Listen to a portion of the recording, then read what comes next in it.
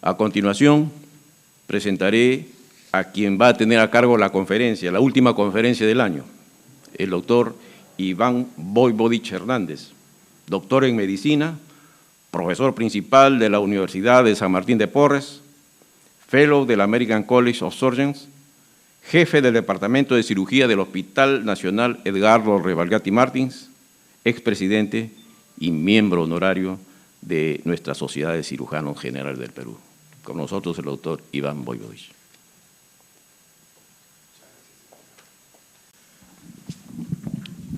Buenas noches con todos.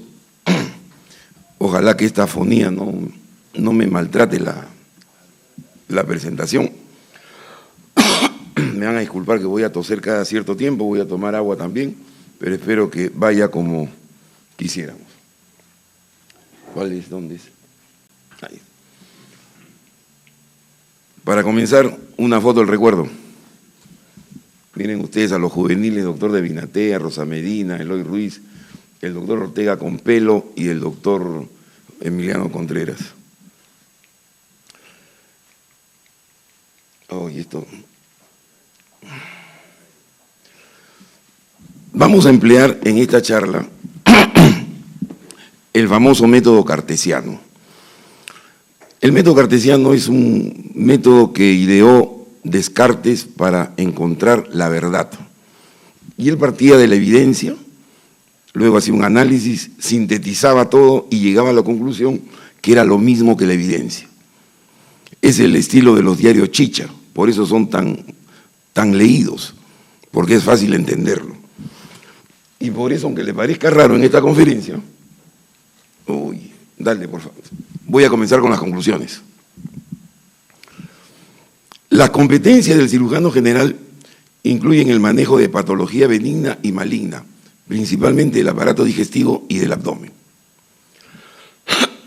El rol del cirujano general en el tratamiento oncológico depende de su formación, de la complejidad del caso y del nivel de atención en que labore. Y tercero, la subespecialización para el manejo quirúrgico del cáncer es de difícil regulación. Sin embargo, la tendencia es que sea centrada en órganos. Esas van a ser nuestras conclusiones. Vamos a ver en el análisis cómo hemos llegado a eso. Tenemos que entender lo que es una competencia. Uy, esto me va a tener loco. La siguiente, por favor. Toda la educación está basada ahora en lo que son las competencias. Y clásicamente nos dicen que las competencias es esto: saber, conocimiento, saber hacer, habilidades, destrezas, procedimientos, y el saber estar o el saber ser, que son las actitudes. Esa es la obligación que tienen de enseñarnos cuando alguien nos enseña por competencias. Pero cuando salimos a la cancha, esa es la competencia profesional, donde además de eso es el poder hacer. Si tengo medios y recursos, y si lo quiero hacer, si tengo motivación. Esta competencia profesional es la que se da en la realidad laboral, en el día a día, en el cirujano, en su servicio. Siguiente, por favor, ayúdeme usted con eso. Por lo tanto, ¿qué cosa es un profesional competente? Siguiente. Es quien dispone los conocimientos, habilidades, aptitudes y actitudes, con P y con C, para resolver situaciones de trabajo. Eso, para resolver situaciones de trabajo. O sea, en la universidad nos dejan con qué cosa es una competencia. Yo lo que quiero es un personal competente para que con esas competencias me solucione los problemas laborales del día a día. La siguiente. Y ahí tengo que entender lo que es desempeño. Desempeño es esta ecuación: mis competencias más mi motivación menos mis barreras en el desempeño de mi trabajo. Yo tengo en el hospital cirujanos muy competentes, pero que no están motivados y que de repente dicen ellos tener muchas barreras para operar. Por lo tanto, su desempeño no es bueno, no sirven. Siguiente. Entonces, tenemos que llegar a lo siguiente, que todas las competencias son consecuencia de un aprendizaje. Si yo quiero que alguien sea competente, yo le tengo que enseñar. Y segundo, el desempeño, además de esta competencia, requiero pues yo una motivación y requiero un entorno adecuado para tener un buen desempeño. Siguiente. Y entonces, si aterrizo en cirugía general, ¿qué cosa puedo decir? Que el desempeño de los cirujanos generales en el manejo de las neoplasias digestivas está en función de dos cosas: las competencias adquiridas durante su formación de residente y las adquiridas en el servicio quirúrgico donde trabaja. Esa es la madre del cordero. Siguiente. Y entonces veamos esto. Este primer reglón es lo de la universidad, lo de los programas de residentado. Esos programas de residentado me tienen que preparar a mí en competencias académicas por un currículo por competencias y me tienen que evaluar al terminarme el residentado para saber si yo tengo o no tengo las competencias. Y la otra forma de aprender las competencias profesionales es en el desarrollo profesional continuo, en mi servicio, en mi departamento, en mi hospital, donde desafortunadamente no tenemos esta parte final, evaluación del desempeño profesional. No, los jefes de servicio, los jefes de departamento no tenemos esta herramienta para evaluar. Y por lo tanto podemos tener gente con buen desempeño, con mal desempeño, e igualito trabajan. Como decía un viejo profesor, es un paraíso. Buenos y malos, todos juntos. Siguiente. Pero ¿qué ocurre? ¿Con las competencias del residentado es suficiente para decir yo puedo hacer tal o cual cosa?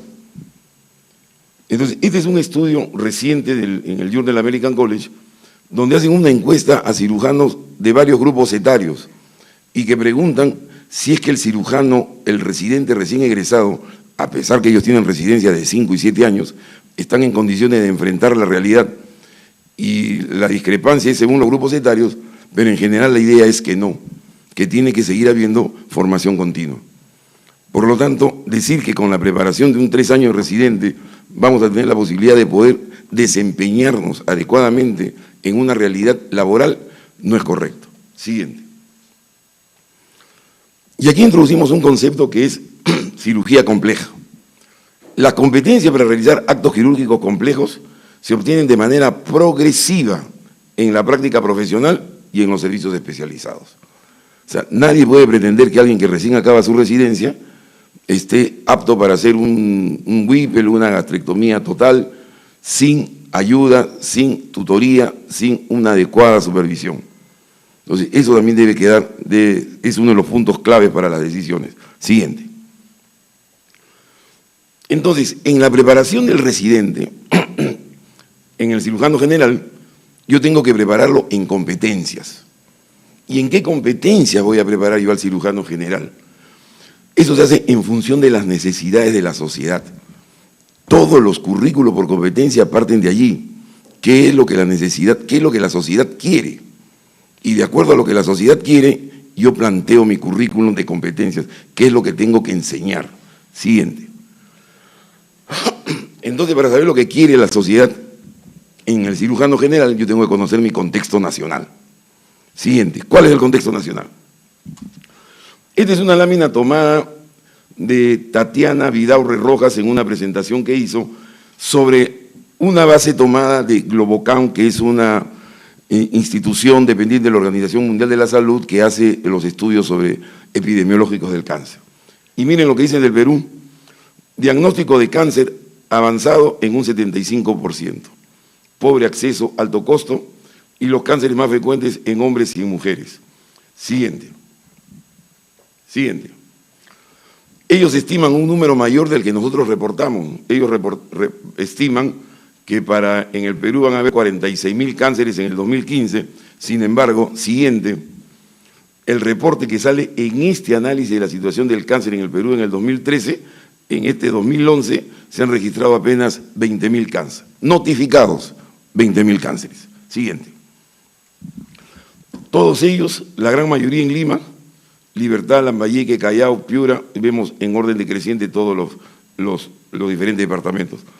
Esta disminución probablemente esté en relación al volumen poblacional y también a los accesos formales de salud. Estos reportajes están basados en la información que llega al Ministerio de Salud, de las entidades dependientes de ellas, y a eSalud. No llegan de otros, de la práctica privada, usualmente no llegan. Siguiente. Y aquí vemos cuáles son los más frecuentes. Estómago, notificado, segundo lugar de lo que nos interesa a nosotros. Colon, hígado, páncreas. Y aquí tenemos mama y piel, que lo pongo con un círculo más delgado, porque bueno, el tema es cirugía oncológica digestiva. El estómago en primer lugar, colon, hígado, páncreas. Siguiente. Siguiente. Casi la cuarta parte de los cánceres en el Perú van a estar en relación al cirujano general. Regrese el anterior, por favor. El anterior. Si ustedes suman los porcentajes de estómago, piel, colon, hígado y páncreas, casi llegamos al 25%. Entonces, podemos ir diciendo, ¿cómo decir que el cirujano general no tiene importancia en el tratamiento del cáncer? Siguiente. Si estamos pensando en cirugía compleja de cáncer, que ahora es multidisciplinaria, yo tengo que pensar que tengo que estar de la mano con oncólogos clínicos, tengo que estar de la mano con radiooncólogos. Y miren ustedes, en el Perú, en ese reporte al 2013, tengo nada más que 3 departamentos con radioterapia. Y en provincias, y otros que son de la práctica privada, en Lima varios, Lambayeque y Junín.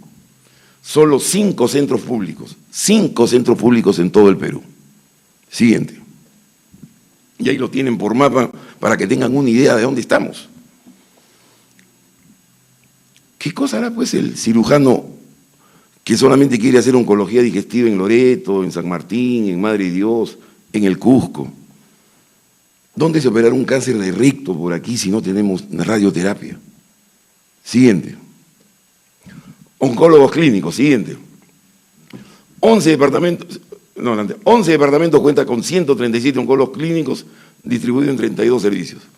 De esos, Lima y Callao tienen 16. Y solamente 16 hay en otros departamentos. Vamos al mapa, siguiente. Y ahí lo tienen. Lo mismo. Siguiente.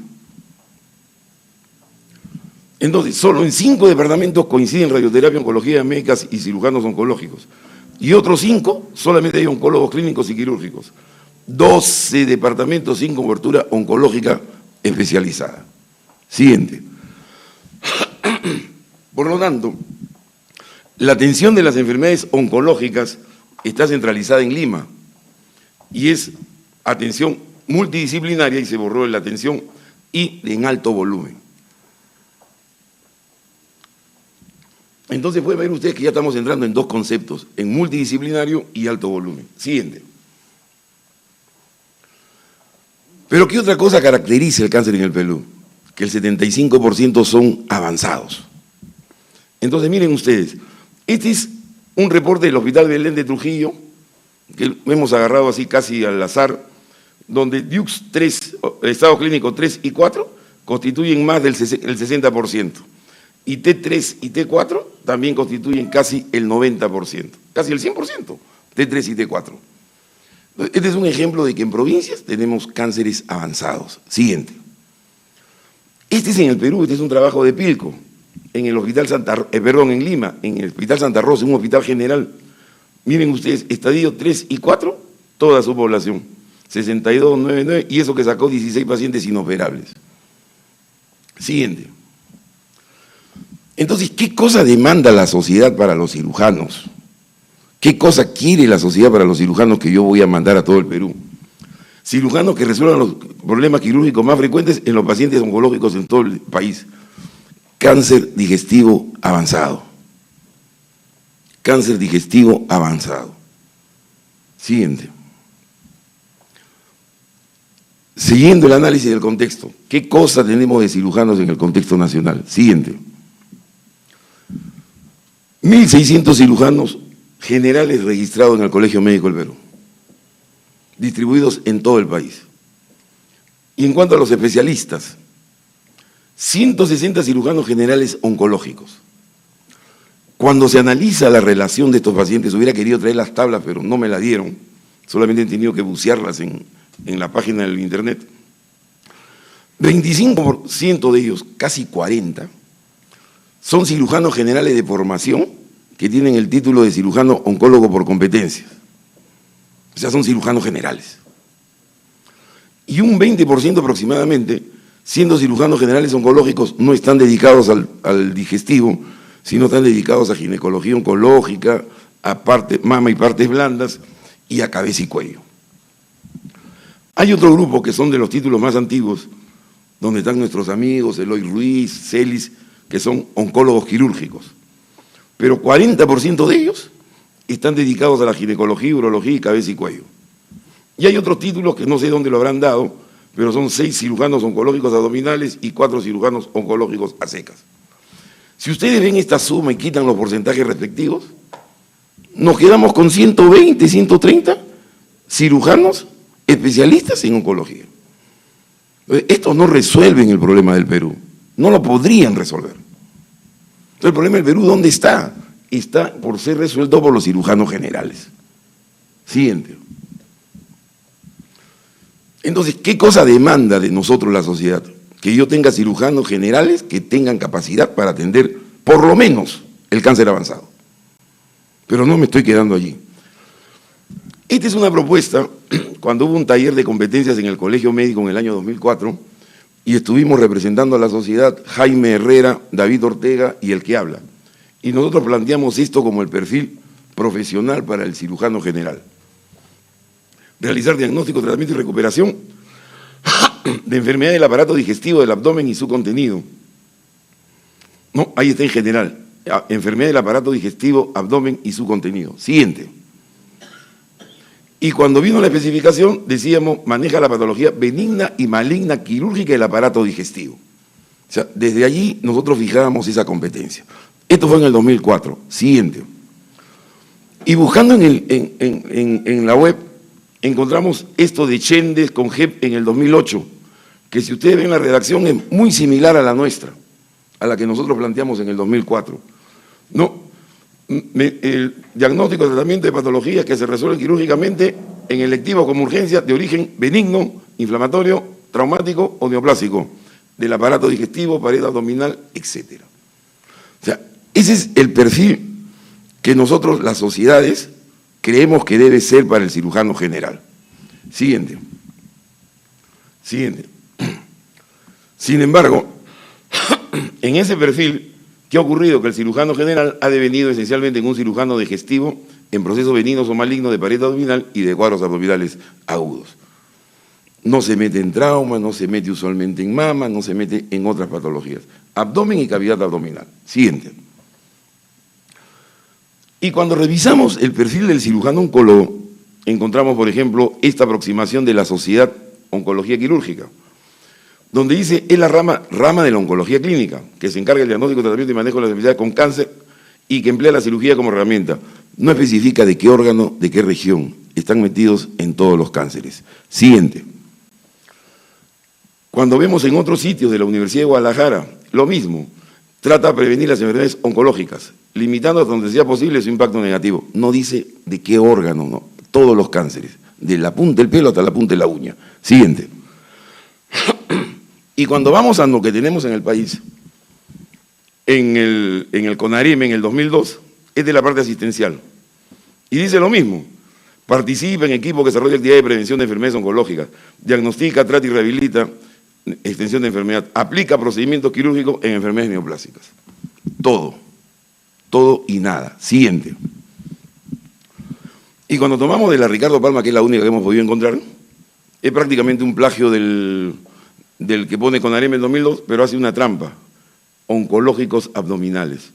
Miren, está hecho así, desarrolla actividad de prevención oncológica abdominal, solamente a prevenir lo abdominal, pero el tratamiento es para todas las enfermedades neoplásicas. O sea, hay una incongruencia. Siguiente. Vemos en otros países, Costa Rica. Aquí en Costa Rica esto es para especialistas, es como segunda especialidad, constar la especialidad de cirugía otorgada por la Universidad de Costa Rica. Es el que hace la especialidad de oncología quirúrgica. Pero miren, ya focaliza. ¿Y qué dice? Se considera que el recinto de oncología quirúrgica debe dedicarse primordialmente a digestivo, cabeza y cuello, ginecología oncológica, mama, piel y tejidos blandos, que deben ser, como ocurre en el Perú, los cánceres más frecuentes de ese país. Pero tengan en cuenta que aquí es segunda especialidad. Siguiente. Y cuando seguimos buscando, encontramos aquí un review que es una recomendación para un currículum en Europa de lo que es cirugía oncológica. También es como segunda especialidad, como subespecialidad, digamos. Y miren ustedes, los procedimientos mínimos que más o menos tienen que tener. Estadio de cáncer 5, laparoscópico, resecciones 10, esófago, gastrectomías 10, resecciones de hígado 20, resecciones de colon 20, resecciones rectales 15, etc. Siguiente. Entonces, ¿qué ocurre con el cirujano oncológico en el Perú? Un número importante se desempeña en servicios de cirugía general en hospitales generales. De los pocos que teníamos, más o menos 120. Algunos, los menos, se especializan en oncología ginecológica, cabeza y cuello, mamas y partes blandas. Si su core de preparación, su competencia es para que traten cualquier enfermedad oncológica, ellos podrían derivar en cualquier otra especialidad. Sin embargo, los que hacen cáncer en urología, en tórax, en neurocirugía, en cabeza y cuello, su formación original usualmente es de su especialidad. Son urólogos que después hacen cáncer urológico. Son torácicos que hacen cáncer de pulmón. No son cirujanos generales y oncológicos que derivan en cirugía de tórax o de urología de cáncer. Siguiente. Siguiente.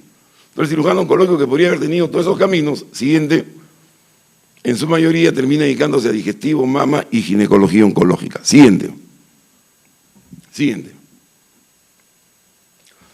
Entonces, ¿cuál es el punto que queda para la síntesis posterior? La mayor parte de los cirujanos oncológicos se desempeñan como cirujanos generales. Los cirujanos de las otras especialidades se subespecializan en el manejo del cáncer, o sea, los de las otras especialidades. Siguiente. Y el otro punto que creo que es también un acuerdo. Los pacientes de los hospitales generales tienen la misma posibilidad de atenderse por un cirujano general o por un cirujano oncológico. Siguiente. Entonces, hay algo que no funciona en la formación de subespecialistas. ¿Dónde está eso? Siguiente. Bueno, las subespecialidades en cirugía se han abierto y tiene que ver los costos, el mercado, la innovación tecnológica. Hay una serie de razones que es motivo de otra reflexión. Siguiente. Pero en el país tenemos que, por un lado, formamos cirujanos oncológicos y formamos cirujanos generales para que vayan a atender lo mismo. O sea, algo está mal acá. Algo está mal. Siguiente. En el mundo es esto, que el cirujano general deviene en cirujano oncológico. Siguiente. En Chile están preocupados en hacer la especialidad de cirugía oncológica. Entonces, este es un paper de Aranzoa, donde dice por qué una nueva especialidad derivada de la cirugía general. O sea, siempre claro eso, que es derivado de la cirugía general. Siguiente. Siguiente.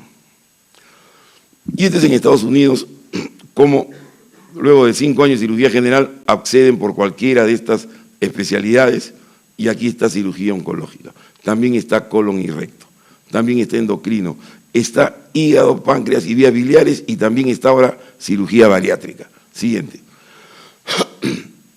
Este es en el artículo del 2013 que habla sobre subespecialización, y miren el camino: cirugía general, cirugía mínimamente invasiva, bariátrica, vascular, lo que quiera, y cirugía oncológica, pero con 2 caminos, mama y endocrino.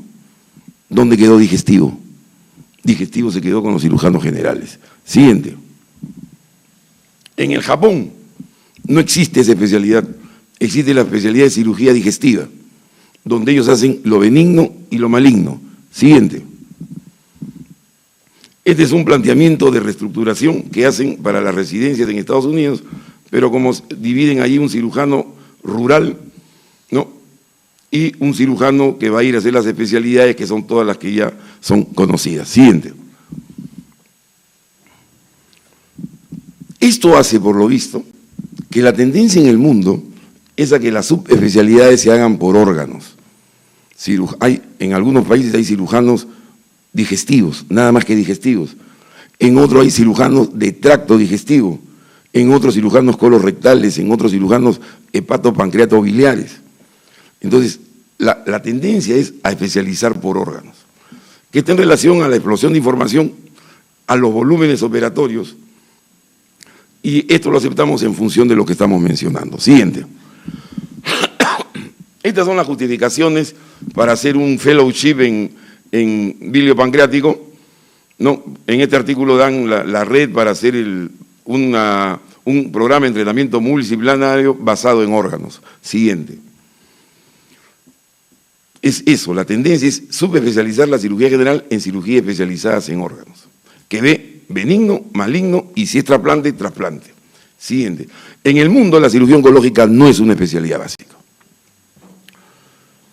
Entonces, decíamos que la preparación del cirujano general está en función del contexto de la sociedad, que no solamente lo hemos analizado desde el punto de vista del contexto del cáncer en el Perú, del contexto de la situación del cirujano en el Perú, y ahora pasamos a ver de qué cosa, cómo es el tratamiento del cáncer en el siglo XXI. Siguiente.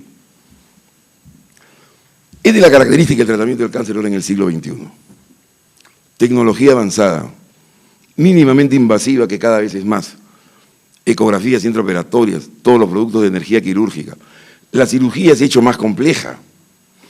Es importante el volumen operatorio del cirujano y de la institución. Tenemos que trabajar con curvas de aprendizaje. Ahora se trabaja con preservación de órganos.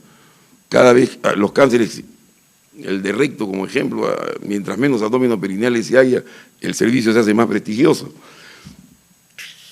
De otro lado, el manejo es multidisciplinario.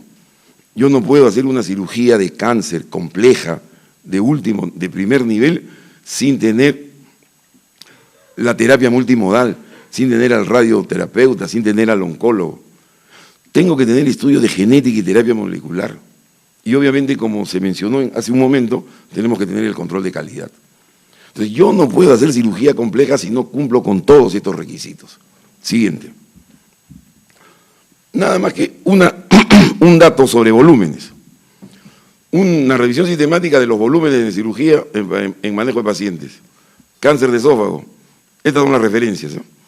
Más de 6 para decir alto volumen, menos de 6 de bajo volumen. Cáncer colorectal fluctúan de acuerdo a la referencia, 18, 33, 40, 70, ¿no? Pero si sacamos un promedio, son por lo menos 50 para arriba para que podamos decir que un servicio tiene volumen en cirugía colorectal. Pancreatoduodenectomía, 21, 25, 50, hagamos el promedio, pues 30 para arriba. Entonces, al comenzar decíamos que lo que demanda mi país es cáncer avanzado. Eso tiene que solucionarse, las medidas del Estado y del gobierno tienen que hacer que cada vez yo tenga menos cáncer avanzado, tenga más cánceres tempranos. Pero eso pasa por prevención, pasa por epidemiología. Nosotros estamos viendo la parte quirúrgica. Y en la parte quirúrgica me queda la parte compleja de la cirugía de cáncer, que es esta, que tiene que hacerse en sitios donde yo pueda cumplir con estos requisitos, multidisciplinario, alto volumen, gente especializada. Siguiente. Entonces, la cirugía oncológica compleja debe llevarse a cabo en centros especializados de referencia con múltiples especialidades y con altos volúmenes de atención. Siguiente. Y si regresamos al contexto nacional, vemos que en el Perú estos servicios no deben ser más de 10. No son más de 10. Entonces, estamos limitados para la cirugía compleja. Siguiente. Y entonces, ya poniendo pies en tierra, ¿cuál es el papel del cirujano en el tratamiento del cáncer? Comienzo con emergencias, en un primer nivel que ponemos emergencias, diagnóstico y la parte paliativa. Un segundo nivel que ponemos etapificación, curación, manejo de metástasis y manejo de complicaciones del cáncer. Y un tercer nivel, prevención quirúrgica del cáncer, o sea, lo de avanzada y los tratamientos experimentales. Todos los tratamientos experimentales que puedan decir. Antes de comenzar estaban hablando de la resección transanal. Es un tratamiento experimental, es un tercer nivel de cirugía. Cuando hablan de la hipertermia, la quimioterapia hipertérmica peritoneal, es un tratamiento experimental, es un tercer nivel. Siguiente. Entonces, este es nuestro planteamiento para poder entendernos. Los procedimientos quirúrgicos oncológicos pueden estratificarse en función de su complejidad. Baja complejidad, emergencia, diagnóstico y paliación. Y alta complejidad, de acuerdo a esta tabla, estratificación, curación, tratamiento de metástasis y de avanzada, diríamos, cirugía preventiva y experimental. Siguiente. Entonces, es así que podemos hacer este esquema, donde yo pongo aquí los órganos, los cánceres y la cirugía paliativa, la cirugía curativa básica y aquella cirugía curativa compleja. Si yo agarro un estómago, paliativa gastroenteroanastomosis o una resección de cero. Cirugía curativa básica, una gastrectomía subtotal con una resección de 1. Cirugía curativa compleja, gastrectomía total con una cirugía de 2. Aquí no vamos a entrar en la discusión si el D1 es mejor que el D2, no está demostrado totalmente que el D2 sea mejor que el D1, pero se recomienda el D2 como estándar, pero para centros de alto volumen. Así que yo tranquilamente, los cirujanos que no tienen acceso a esta cirugía, pueden hacer un D1. Colon, ostomía, bypass, colectomías, manejo de metástasis hepática. Recto, ostomías, resecciones anteriores, y las operaciones son complejas con preservación de esfínteres y MILES. Porque aquí estamos hablando de cáncer de recto de los 2 tercios inferiores, que requiere neoadyuvancia, que requiere escisión total de mesorrecto, que requiere una serie de datos complejos. Y en cuanto a hígado, hígado no tiene pierdes, todo es cirugía compleja, hepatectomías. Siguiente. Entonces, es a partir de ahí que podemos decir lo siguiente, que la cirugía paliativa y curativa básica constituye la mayor demanda en el Perú. Los cirujanos generales, por su número y su distribución en el país, deben estar preparados para su realización. No tengo ninguna duda de ello. Siguiente.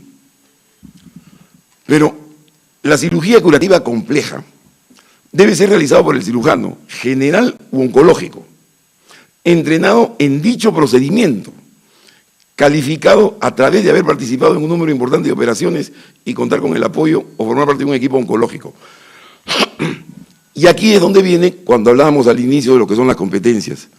Estas competencias se obtienen ¿dónde? En la formación médica continua, en el servicio, en el trabajo, aprendiendo de los mayores, con supervisión. Nadie que termine una residencia va a poder hacer esta cirugía curativa compleja cruzando la pista de la residencia. Entonces, esto es parte de lo que es la formación médica continua. Y no es exclusivo de nadie, es cualquier cirujano general o oncológico que trabaje en este servicio bajo supervisión, bajo control y aprendiendo, motivado y con buen desempeño. Siguiente. Y si lo llevamos a hospitales, a niveles hospitalarios, comienzo por el 4, o los institutos, donde está el Revaliati, la Almenara, el INEM, cirugía de tapificación, cirugía curativa compleja, aquí es donde hay que hacer eso. No somos más de 5 hospitales o 6 en todo el Perú. Tratamiento multidisciplinario del cáncer, cirugía de metástasis, cirugía de emergencias oncológicas. En el nivel 3, cirugía paliativa, cirugía curativa de baja complejidad, o sea, una gastrectomía subtotal con un D1, una colectomía derecha, ¿no? Y el nivel 2, solamente para cirugías de emergencia. Siguiente. Entonces, siguiendo Descartes, vamos ahora a la síntesis, vamos a juntar todo otra vez. El Perú cuenta con un número limitado e insuficiente de centros especializados para el tratamiento de cáncer. Punto, era acá. Aparte, el cáncer se diagnostica en el 70% de los estados avanzados. 3. Los cirujanos generales deben necesariamente, y ahí viene el currículo por competencias, todos los programas de residencia y cirugía tienen que entrenar en el manejo básico, que le estamos llamando básico en esta terminología, del cáncer digestivo. No hay, como me decía ahora uno de los asistentes en el hospital, no hay que formar residentes colelaperos, pues, porque eso no va a solucionar, no es la que la sociedad demanda. Y la competencia para realizar cirugía compleja en pacientes con cáncer se adquiere laborando en un centro de referencia con alto volumen quirúrgico. Siguiente. Todos los cirujanos deben tener las competencias profesionales y un buen desempeño en el tratamiento paliativo y la curativa básica del cáncer gástrico. Todos deben manejar la cirugía paliativa y saber hacer una gastrectomía subtotal bien hecha, saber hacer una hemicolectomía derecha, una sigmoidectomía. El tratamiento quirúrgico complejo del cáncer digestivo debe realizarse en centros de referencias, multidisciplinarios y de alto volumen, por cirujanos competentes, generales, oncológicos, con buen desempeño en cirugía compleja. Y la cirugía oncológica abdominal o digestiva debe ser considerada una subespecialidad. Y entonces ahora sí entramos a lo Descartes, siguiente, a reiterar las conclusiones. Siguiente. Las competencias del cirujano general incluyen el manejo de la patología benigna y maligna, principalmente el aparato digestivo y abdomen. El rol del cirujano general en el tratamiento oncológico depende de su formación, de la complejidad del caso y del nivel de atención en que labore. Y la subespecialización para el manejo quirúrgico del cáncer es de difícil regulación, sin embargo la tendencia es que sea centrada en órganos. Siguiente. El problema del cáncer, nosotros estamos viendo el problema del cáncer en el punto de vista reduccionista del cirujano. Nos estamos olvidando todo lo previo, despistaje, prevención, diagnósticos precoces, etc. Por eso decimos que debemos buscar soluciones desde el gobierno central, universidades con sus perfiles, desde las sociedades científicas, desde nosotros y desde cada uno de nosotros para encontrar una solución a esto. Siguiente. Muchas gracias.